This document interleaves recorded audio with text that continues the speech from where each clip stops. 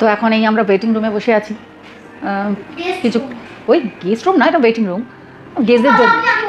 হ্যাঁ, গেস্টদের জন্য, অবভিয়াসলি গেস্টদের জন্য ওয়েটিং রুম। এখানে আমরা এখন বসে আছি।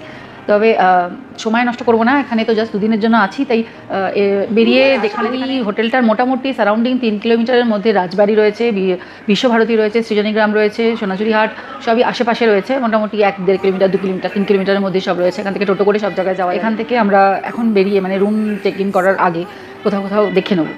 ভাবা মাত্রই ডাকবাংলোর মুখ থেকে আমরা একটা অটো ভাড়া করে বেরিয়ে পড়লাম বোলপুর রাজবাড়ি এক্সপ্লোরতে। এই অটোদাতাই আমাদের মোটামুটি শান্তিনিকেতনের সব জায়গায় খুব সুন্দরভাবে ঘুরিয়েছে। এনার কন্ট্যাক্ট নাম্বার আমার কাছে রয়েছে, আপনারা বোলপুর ট্রিপে গেলে অবশ্যই এনার কন্ট্যাক্ট নাম্বার নিতে পারেন।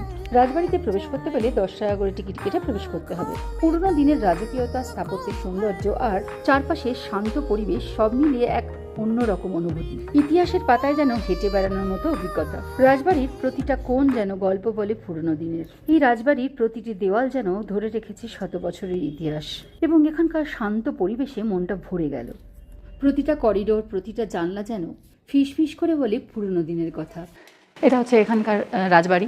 তো উপরে তো যাওয়া অ্যালাউড নয়। আর এটা হচ্ছে এখানকার মন্দির, দুর্গা মন্দির। মানে কাঠামো করা আছে, দুর্গাপুজোর সময় পুরো রেডি করে এই কাঠামোতে পুজো করা হয়। আর এটা হচ্ছে পুরো এখানকার দালান।